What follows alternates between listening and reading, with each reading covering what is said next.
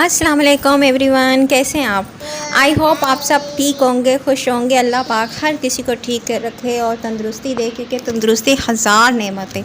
आप कोई चीज़ भी ले सकते हैं, लेकिन जो सेहत है ना वो नहीं ले सकते। और ख़ास तौर पर अपने बच्चों की ना सेहत का ख्याल बहुत ज़्यादा रखना चाहिए हर माँ बाप को, और हर चीज़ को जहन नशीन रखना चाहिए कि हमारे बच्चों की क्या प्रॉब्लम्स हो रही हैं और इनको किस तरह ठीक करना है, क्या प्रॉब्लम्स हैं। मुझसे बहुत ज़्यादा बड़ी गलती हो गई कि मेरी बेटी को, मेरी डॉटर को, आयत को, जो पैदाइशी लैक्टो का मसला था और इसको मतलब जब ये हुई थी न्यू बॉर्न, तो तब से इसे वोमिटिंग हुई थी और इसकी जो सांस की जो होती है ट्यूब, उसके अंदर पानी दूध चला गया था और फिर निकाला था सेक्शन करके। तो मैंने उसके बाद बहुत ज़्यादा देखा, इसके पेट में दर्द होती थी। डॉक्टर्स को मैं दिखाती रही, एक आध डॉक्टर्स ने भी मुझे कहा कि आप इसका टेस्ट करवा लें, स्टूल टेस्ट। और मैंने इसका स्टूल टेस्ट नहीं करवाया कि इतनी सी बच्ची का क्या करवाऊँ, तबीयत ठीक हो जाती है तो फिर क्या फ़ायदा।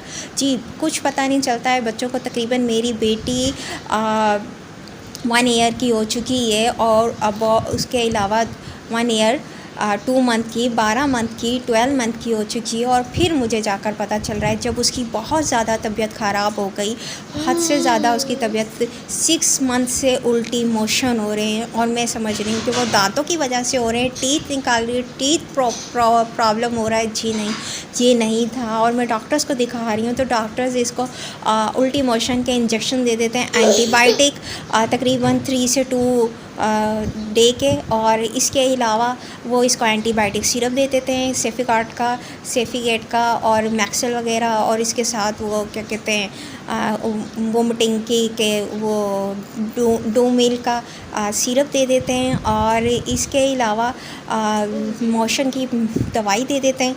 और इसके अलावा कुछ भी नहीं। साशेस वगैरह दे के थक गई, हर चीज़ दे के थक गई, लेकिन मेरी बेटी की तबीयत बिल्कुल भी ठीक नहीं हो रही थी। कभी कब्ज़ हो जाती थी, कब्ज़ तो नहीं होती थी, उसे डॉक्टर कहते हैं बदहज़मी।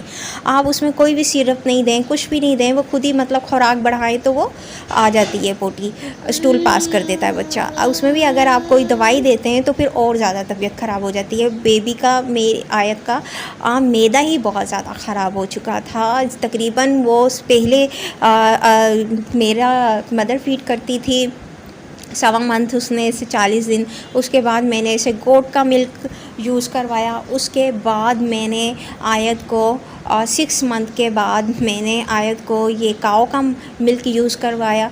इस तरह मतलब चलता रहा और इसके तकरीबन पेट पे तकलीफ़ रहती थी। अब बहुत ज़्यादा हो चुका था, तकरीबन नींद में भी उल्टियाँ वोमिटिंग हो रही थी और मोशंस हो रहे थे, लूज़ मोशन हो रहे थे। आई थिंक इसको बहुत पेट में तकलीफ़ थी, भड़ोड़ वाली तकलीफ़ थी। मैं डॉक्टर के पास लेकर आई, मैंने यहाँ डॉक्टर को चेकअप करवाया। मैंने यहाँ की लेबॉर्ट्री में पूछा, यहाँ पे इस टाइम मैं लेबॉर्ट्री में पूछ रही थी कि ये टेस्ट होगा स्टूल का। डॉक्टर ने कहा आई थिंक आप इसको स्टूल का टेस्ट करवा लें तो पता चल जाएगा कि इस पर शुगर लेवल पॉजिटिव है, तो फिर आपकी बेटी को लैक्टो एलर्जी टॉलरेंस से ये होता है।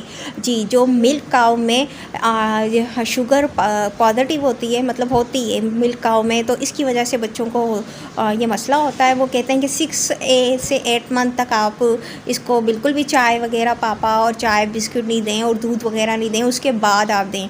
हाँ जी, हम यहाँ पे जा रहे हैं वापस घर और इसके बाद हम जाएंगे लेबॉर्ट्री वगैरह, लेबॉर्ट्री में स्टूल टेस्ट देंगे और फिर हम रिपोर्ट लेने के लिए जाएंगे। आपके साथ मैं सारी चीज़ें शेयर करती जा रही हूँ क्योंकि बेबीज़ को ये मसला होता है काफ़ी। मैंने ये देखा है कि बड़ों को भी ये एलर्जी रहती है, मिल्क के साथ एलर्जी रहती है, क्योंकि उनको दूध पचता नहीं है। मिल्क एलर्जी का मतलब है इसका लैक्टो का, कि लैक्टो एलर्जी जिन बेबीज़ को होती है वो दूध पीना छोड़ देते हैं। मेरी बेटी ने सबसे पहले, आयत ने दूध पीना छोड़ दिया था। तकरीबन 5 मंथ में ही इसने फीडर लेना छोड़ दी थी और ये सिर्फ़ और सिर्फ डिपेंडेंट थी मेरे मदर फीड के ऊपर कि मुझे ममा से दूध लेना है, बाकी और मैंने फीडर वगैरह कुछ भी नहीं यूज़ करना। तो ये बहुत ज़्यादा प्रॉब्लम वाली बात थी, लेकिन फिर भी इसने फिर उसके बाद 9th मंथ में इसने 10 मंथ में इसने बिस्किट भी छोड़ दिए, जो मैं इसे दूध में देती थी वो भी छोड़ दिया। और फिर उसके बाद से इसने आहिस्ता आहिस्ता से सेरेलैक भी छोड़ना शुरू कर दिया। जब बच्चा आपका किसी चीज़ को ना खा रहा हो तो आप लोग इस बात का सोचें करें कि हाँ बेबी ये चीज़ क्यों नहीं खा रही। हम समझते हैं बच्चे इसलिए नहीं खा रहे, या हम वेट कर रहे हैं लेबॉर्ट्री में टेस्ट का, स्टूल टेस्ट करके फिर हम जाकर डॉक्टर को दिखाएं और डॉक्टर हमें बताएं, रिपोर्ट में बता दो सारी चीज़ें नील आएंगे। लास्ट में जो होता है उसमें लिखा हुआ है पॉजिटिव, शुगर लेवल पॉजिटिव। तो वो आप लास्ट तक ये वीडियो देखिएगा और आपको पता चलेगा। आखिरी में मैंने रिपोर्ट इसकी दी है और इसमें हम क्या क्या चीज़ें खिला सकते हैं वो भी मैं आपके साथ शेयर करती जाऊंगी।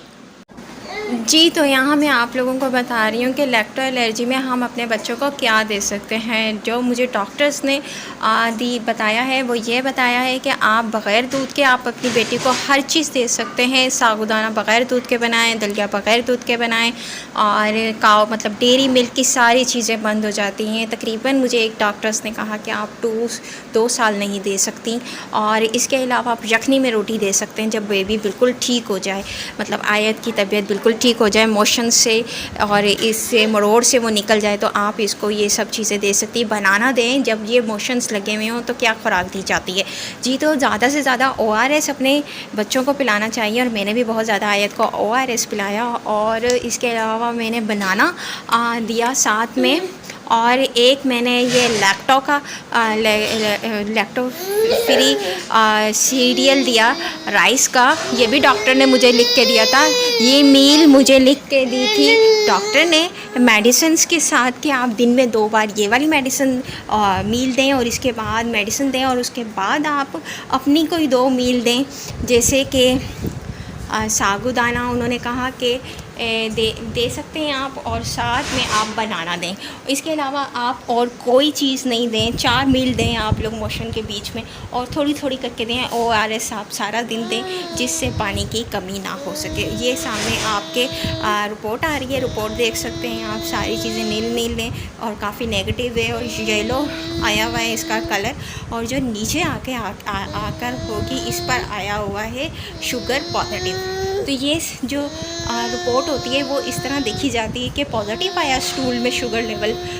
तो ये आप बेबी को, मेरी बेटी को आयत को लैक्टो एलर्जी है, मतलब कि डेयरी मिल्क की सारी चीज़ों से इसे एलर्जी है। दूध नहीं पचता मैदे में तो वो बाहर मोशन कर निकल जाता है, और इस आयत को तकलीफ़ रहती है बहुत ज़्यादा, और पेट में मरोड़ होते हैं। आपको वीडियो अच्छा लगे तो प्लीज़, अल्लाह हाफिज़।